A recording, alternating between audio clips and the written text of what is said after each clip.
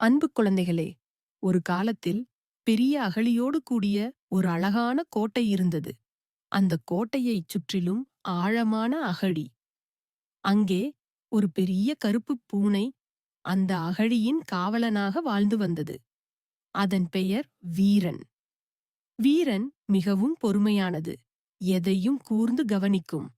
இந்த அகழியில்தான் ஒரு குட்டி எலியும் வாழ்ந்தது. அதன் பெயர் அரசன். அரசன் சாதாரண எலி இல்லை, குழந்தைகளே. இந்த கோட்டையின் உள்ளே இருக்கும் பழங்கால ஆவிகளிடம் பேசும் சக்தி அரசனுக்கு இருந்தது.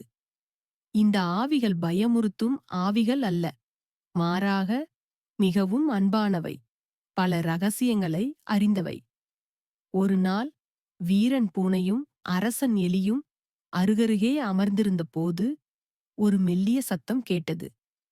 அது கோட்டையின் உள்ளே இருக்கும் ரகசிய தோட்டத்தைப் பற்றிய ஒரு ஆவியின் கிசுகிசுப்பு.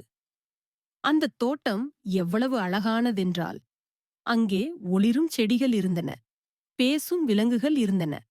ஆனால் அந்த தோட்டத்தை திறக்க ஒரு மாய சாவி தேவைப்பட்டது. அந்தச் சாவி எங்கோ தொலைந்துவிட்டது. வீரனுக்கும் அரசனுக்கும் அந்த தோட்டத்தை பார்க்க ஆசை வந்தது. அதனால்தான் அவர்கள் இருவரும் அந்த மாய சாவியை கண்டுபிடிக்கும் சாகச பயணத்தை தொடங்க முடிவு செய்தார்கள். வீரன் தன் பலமான கால்களால் பெரிய தூண்களைத் தாண்டியது. அரசன் தன் சிறிய உடல் மூலம் குறுகிய இடுக்குகளுக்குள் நுழைந்தது. பழங்கால ஆவிகள் அரசனுக்கு பாதை காட்டின.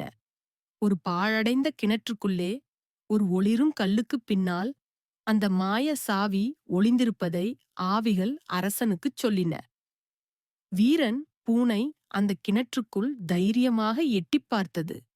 அரசன் எலி சாமர்த்தியமாகச் சாவியை பிடித்துக் கொண்டது. கடைசியில் அந்த மாய சாவியை கண்டுபிடித்த பிறகு வீரனும் அரசனும் ரகசியத் தோட்டத்தின் கதவை மெதுவாகத் திறந்தனர். அங்கே என்ன ஒரு ஆச்சரியம்! ஒளிரும் பூக்கள், ஜொலிக்கும் இலைகள், சிரித்துப் பேசும் வண்ணத்துப் பூச்சிகள் என்று எல்லாம் மிக அழகாக இருந்தது. அந்த தோட்டமே ஒரு பெரிய கனவுலகம் போல இருந்தது. குழந்தைகளே, அன்று முதல் வீரன் பூனையும் அரசன் எலியும் அந்த கோட்டையின் ரகசிய தோட்டத்தை பாதுகாத்து மகிழ்ச்சியாக வாழ்ந்தன. அவர்கள் ஒருவருக்கொருவர் துணையாக இருந்து அந்த அற்புதமான தோட்டத்தின் அழகை ரசித்தன. இசை மெதுவாக உயர்ந்து மறைகிறது. நாரி